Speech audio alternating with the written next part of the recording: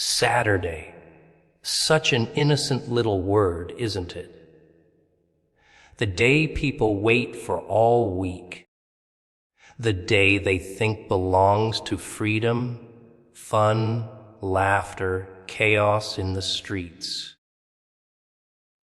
But what if I told you this Saturday isn't like the others? What if I told you stepping outside isn't just a stroll, it's a gamble? The air will feel different. The silence will be heavier. The world will look the same, but it won't be the same. Most won't notice it. They'll laugh, drink, wander, as if nothing's wrong. But something's wrong, very wrong. Saturdays, funny little days, aren't they? Everyone thinks they own them. Shopping bags dangling from sweaty palms, kids dragging their parents to noisy parks, friends laughing too loud over coffee cups they can't afford. Saturday is like the crown jewel of the week. The moment people convince themselves life is under control. Why made it through the grind now? Let's breathe. That's the illusion. The world tricks you into thinking Saturdays are harmless, predictable, ordinary. But ordinary is the mask chaos wears when it doesn't want you to notice its teeth. And this Saturday, it doesn't just have teeth. It's got a knife tucked behind its back, waiting for you to look the other way. The illusion of a safe Saturday is what keeps people blind. You wake up, you plan, you assume tomorrow is promised, and Saturday bends over backward to make you believe that. It hands you sunshine, maybe a cool breeze, maybe a sale at the store, maybe a friend calling out of the blue. It sprinkles all the comforts on top, makes you feel like you're untouchable, like this world owes you one good day. And that's when you're at your weakest, when you stop looking over your shoulder, when you start believing the lie that life plays fair. That's the moment the curtain gets pulled back and you realize it's never been about comfort. Saturday has always been the day of distraction. Think about it. When do people get the loudest? When do they drink more, eat more, spend more, laugh louder than they usually do? When do they pretend the storm outside doesn't matter? Always Saturday. Because deep down, they know Monday is waiting, lurking in the shadows, grinning with its sharp edges. So they pretend Saturday is their escape. They give in to the illusion. They let their guard down. And when you're not paying attention, that's when the world likes to strike. Now, some people will scoff. They'll hear the warning and laugh. They'll roll their eyes, saying, "It's just another Saturday. What's the big deal?" That's the beauty of it. The trap works best on those who mock it. The ones who think they're too smart to be caught off guard. But life has a cruel sense of humor. It doesn't care about your confidence. It doesn't care about your routines. The moment you start thinking nothing can touch you, you're already standing in the middle of the crosshairs. The illusion is not just about the day itself. It's about the people who live inside it. Saturday is a test of perception. Are you going to treat it like every other day, walking blindfolded through the minefield? Or will you stop and ask yourself why this day feels a little too polished, a little too staged, a little too quiet in its own noise? See, the silence behind the laughter is what matters. The tension hiding behind the good weather. The warning that creeps in when you stop long enough to listen. But people rarely listen. They want the comfort of the illusion. Because the truth, that Saturday could be the day everything changes, is too heavy to carry. And here's the cruel part. The illusion doesn't shatter loudly. It doesn't scream in your face. It slips in quietly, in the middle of your normal routine. You're pouring coffee, and suddenly the power goes out. You're laughing with friends, and suddenly there's sirens. You're scrolling on your phone, and suddenly the ground shakes. The collapse doesn't ask for permission.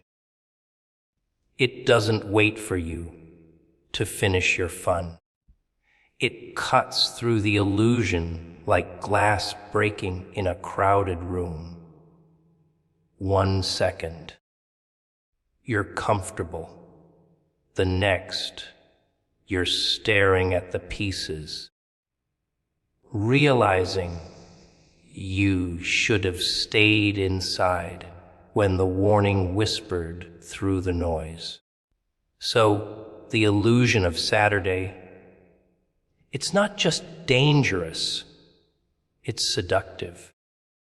It wants you relaxed. It wants you numb. It wants you distracted.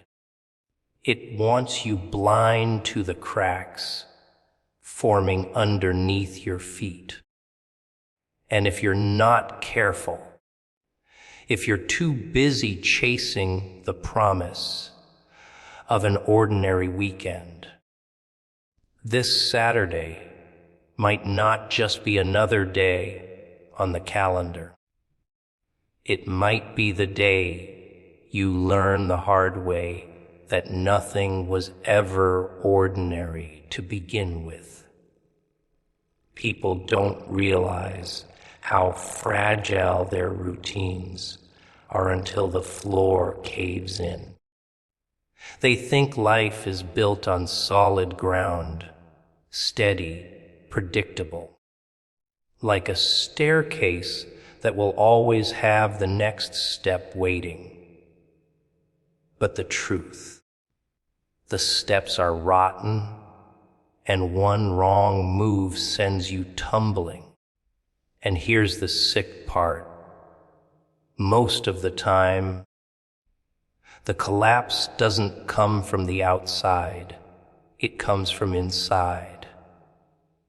Not the storm, not the earthquake, not the blackout. It's you, your choices, your habits, your blind trust in the rhythm of days. That's what eats away at the floorboards until it can't hold your weight anymore. Think about it. People cling to their routines like lifelines. Wake up, brush teeth, check phone, go to work, complain, eat, scroll, sleep, repeat. They worship the rhythm because it makes them feel safe. But the rhythm is a cage, and cages don't protect you. They trap you. You stop noticing the cracks in the walls because you're too busy pacing in circles. You stop questioning the silence because you've trained yourself to find comfort in noise.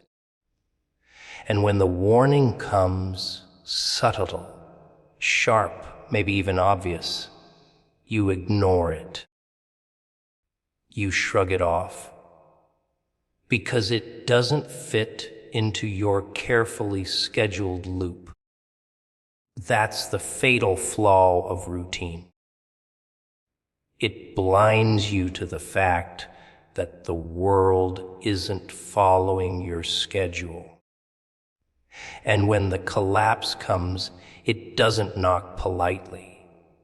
It slams. It rips the rhythm apart. Suddenly, you can't reach for your phone because the signal's gone. You can't flip the light switch because the power's dead. You can't drive to safety because the roads are blocked. Everything you thought you could count on vanishes, and you're left staring at yourself in the dark. That's when the truth drips in. You never had control. You only had the illusion of it. People like to believe they'll rise to the occasion when disaster comes. They tell themselves, if things fall apart, I'll figure it out. I'll fight. I'll survive. Lies. If you can't handle being uncomfortable for a single day, skipping your morning coffee, losing your Wi-Fi, walking through the rain without complaining, how do you think you'll handle the world cracking open? If the smallest inconvenience makes you crumble, what happens when the real test shows up? You see, collapse isn't just about buildings falling or systems breaking. Collapse starts inside when discipline rots, when comfort takes over, when you get so used to the routine that you can't function without it. That's the part nobody wants to admit. Collapse is personal. It doesn't wait for society to crumble. It starts in your own decisions. The alarm clock you ignore, the warning signs you laugh off, the opportunities you push away because they feel too hard. Every lazy choice is a brick pulled from your foundation. And one day, without warning, the structure gives out. That's when you realize you didn't lose everything in a single moment. You'd been losing it slowly, every day, by pretending nothing was wrong. And there's something beautiful in that horror. Because once you see it, once you admit you've been living on rotten boards, you can't unsee it. The collapse forces you awake. It rips the comfort out of your hands and shows you how weak it made you. That's the gift buried in the chaos. But most people will never dig for it. They'll scream, they'll panic, they'll beg for someone else to rebuild the world for them. And in doing so, they'll miss the point entirely. The collapse isn't punishment. It's a mirror. It shows you who you really are without your routine, without your safety net, without your distractions. Some will look into that mirror and see a coward. Some will see a child pretending to be grown. And a rare few will see the warrior that's been hiding underneath all along. But you'll never know which one you are until the floor caves in, until the comfort's ripped away, until the routine is ashes, and all that's left is raw survival. So the question is never, will the collapse come? It's already coming, always coming in ways big and small. The real question is, will you see it for what it is, or will you keep pretending your rotten staircase will hold your weight forever? Fear. That's the quiet little monster that lives in everyone's chest. Most people pretend they've got it under control, like it's a pet they can leash, feed, and hush whenever they want. But the truth, fear doesn't serve you. It owns you. It puppeteers your thoughts, your choices, your very steps. And you don't even notice, because it wears such convincing disguises: responsibility, caution, common sense. Oh, the masks are endless. But underneath, it's always the same thing, fear whispering.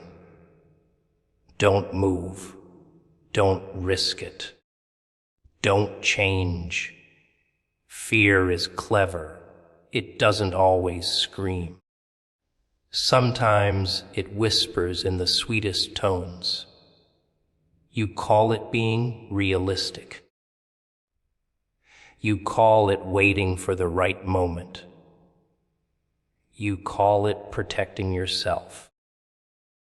But strip away the pretty names, and you'll see what it really is.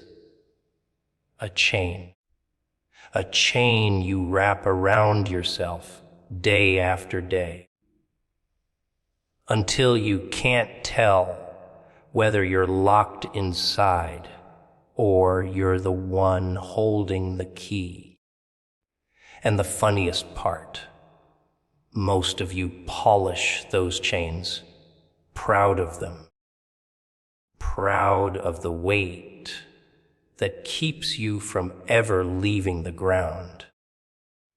Think about all the chances you never took, the words you never said, the doors you never opened.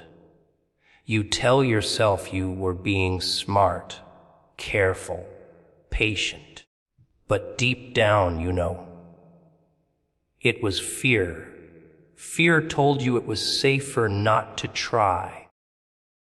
Fear told you failure would kill you. Fear told you the unknown was worse than the prison you already lived in, and you believed it. You obeyed it. You lived as its servant, and you still do. And here's the irony. Fear doesn't keep you safe. It keeps you weak. It doesn't protect your future. It steals it. It's a thief that robs you without you noticing, taking little pieces of your soul each time you say no to the thing you should have done. And when you finally look back at your life, when the hair is gray and the body is tired, you'll see the empty spaces where dreams should have been. You'll see a graveyard of possibilities, and every tombstone will have the same name written on it: fear. But here's the trick that fear doesn't want you to know. Fear isn't real in the way you think it is. It doesn't come from the world outside. It comes from you, from your mind, from the little stories you tell yourself about what could go wrong. Fear is a hallucination you live inside of, one you keep feeding with your thoughts. And the second you stop feeding it, it starves. The second you step toward the very thing that terrifies you, the illusion cracks. And on the other side of that crack, power that's been locked away, waiting for you to stop shaking long enough to claim it. Most people never see it. They live and die in cages made of their own fears, convinced the bars are real, convinced escape is impossible. They don't realize the bars vanish the moment they stop believing in them. And the saddest part, they don't just waste their own lives. They pass the fear down to their children, to their friends, to anyone who listens. Fear spreads like a virus, infecting every dream it touches, until entire families, entire generations live under its weight. But some decide they've had enough. Some decide they'd rather feel the burn of risk than the slow rot of safety. Those are the ones who find freedom. Those are the ones who learn that fear only ever had as much power as they gave it. And when they finally rip the mask off fear and stare it down, they laugh, because it was never a monster at all. It was a shadow, a trick of the light, a ghost made out of their own imagination. And once you've seen that, you can never go back. You can never unsee how flimsy fear really is. The things that once held you prisoner suddenly look pathetic. The doors you never open now look like paper. And every step you take beyond fear feels like fire in your veins, like blood finally waking up. That's the moment you understand what life actually is. Not safety, not comfort, not hiding. Life is stepping through fear again and again, until you're no longer the servant. You're the master. People love control. They cling to it like a child clings to a broken toy. They want to know what tomorrow looks like, what people think, how everything is going to turn out. They want guarantees, promises, neat little answers tied up in bows. And when they don't get them, when life throws chaos in their face, oh, they panic. They scream, they crumble. They run for the shadows. But the truth is, control was never real. It was a lie you told yourself to sleep at night. You don't control tomorrow. You don't control the storm. You don't even control the ground beneath your feet.